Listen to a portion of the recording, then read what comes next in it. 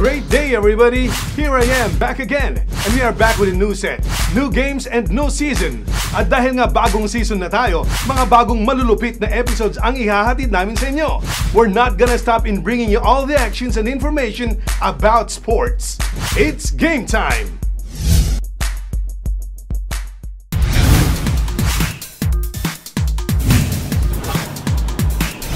Entertaining, informative, it's all about sports.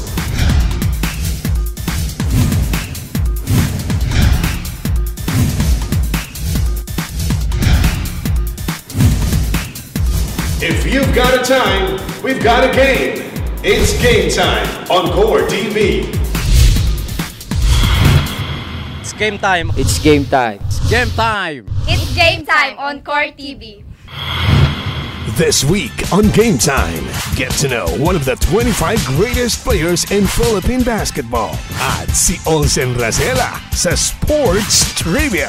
At sasagutin natin ang isang tanong sa question and answer segment. All these and more this week on Game Time. And to start off, here's our game idol, one of the 25 greatest players in the PBA, the Defense Minister number 44, Jerry Codinera. Game idol. Si Jerry Codinera ay isa sa 25 best players of all time sa PBA. Katulad ng kanyang jersey number ang kanyang edad dahil 44 years old na si Jerry noong November 14, 2010. Teammate niya si Alan Caidic noong 1985 nang dinala nila ang University of the East sa kampyonato noong 1985 sa UAAP. Naglaro din siya sa Amateur League bago pumasok sa professional basketball noong 1988. Mahusay maglaro, malupit sa depensa at magaling sumupalpal sa kalaban. Kaya tinawag siyang Tapal King at Defense Minister. Sa isang interview ng Game Time, game na game sumagot si Jerry sa aming mga tanong. Sa tingin niyo po, bakit po kayo tinawag na Defense Minister po? Well, siguro na highlight lang talaga yung defensive skills ko, but high scorer ako nung nasa amateur ako. And at the same time, syempre, both ends of the court ginagawa ko kasi iba lang talaga yung depensa. I really have that passion for rebounds and blocking shots eh. Sir, ito nga po, since Defense Minister po kayo, dun sa mga manood kasi minsan puro opensa na. And then do you still believe that defense is still the best offense? Yes, that's true. You know why others talagang they're not really into defense? Because it takes a lot of endurance, stamina, and quickness to do that. Kasi syempre, imagine, didepensa ka na o opensa ka pa. O di, tankless job ang depensa. So, hindi naman binabanggit na it's a good defense. It's always, 3 points, 2 points, dunk, gano'n. So, talagang ang tao, hindi glamour yung depensa kaya ayaw nila ron, ang mga players. So, sana, mga players ngayon, sana ibalik nila.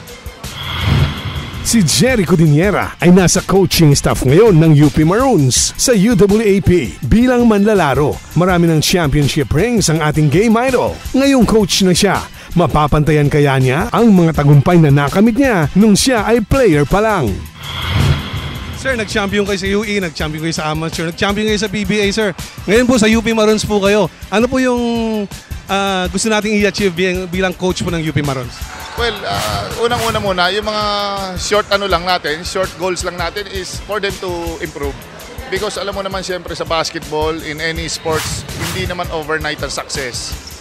It takes time, it takes talagang matinding recruitment para ka makakuha ng materyales.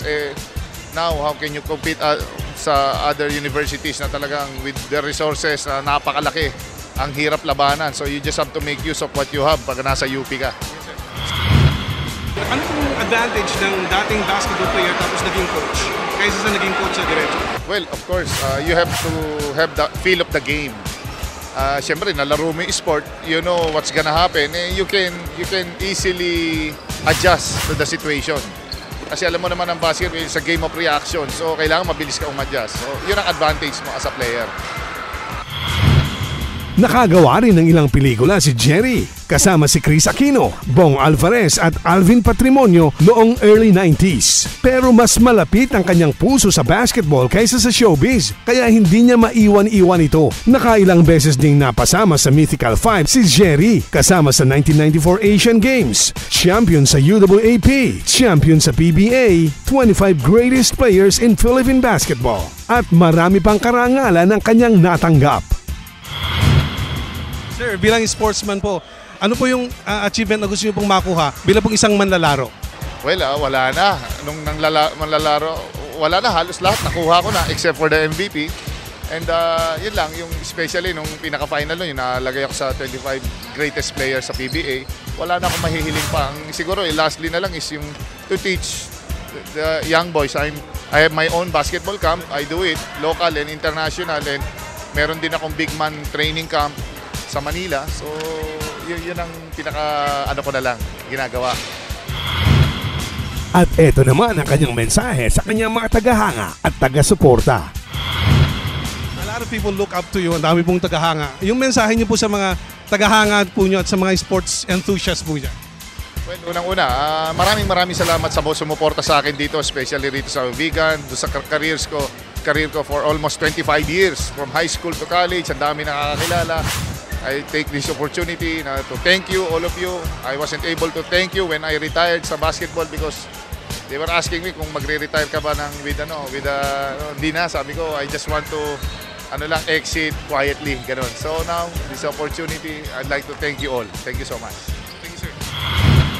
Yan ang ating Tapal King at Defense Minister, Jerry Codinera, ang ating game idol. Hi, this is Jerry Codinera. I'm your game idol. Coming up on Game Time, isang manlalaro mula sa Sarat, Ilocos Norte. At saan ba nanggaling ang palayaw niya? Malalaman sa Sports Trivia. Dito lang sa Game Time. Hi, this is Jerry Codinera. It's Game Time on Core TV.